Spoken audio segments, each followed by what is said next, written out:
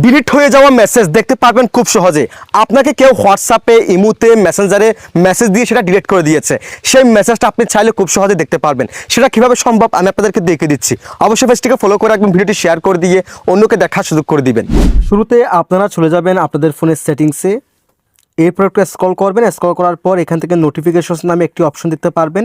দেন এখান থেকে নোটিফিকেশনস এই অপশনে ক্লিক করে দিবেন। এরপর আবার একটু স্ক্রল করবেন। স্ক্রল করার পর এখান থেকে অ্যাডভান্স সেটিংস এই অপশনে ক্লিক করে দিবেন। এরপর এখান থেকে নোটিফিকেশন হিস্টোরি নামে একটি অপশন দেখতে পারবেন, এই অপশনে ক্লিক করে দিবেন। এরপর দেখেন নোটিফিকেশন হিস্টোরি, এটা আপনার ক্ষেত্রে এরকম অফ থাকবে, আপনি জাস্ট এটাকে অন করে দিবেন।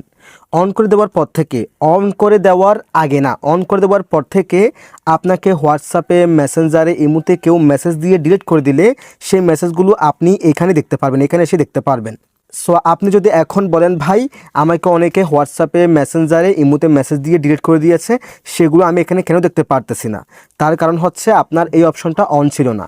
তাই এখন এটাকে অন করে নিন। কেউ যদি মেসেজ ডিলিট করে দেয় সেই মেসেজগুলো আপনি এখানে এসে খুব সহজে দেখে নিতে পারবেন। That's it.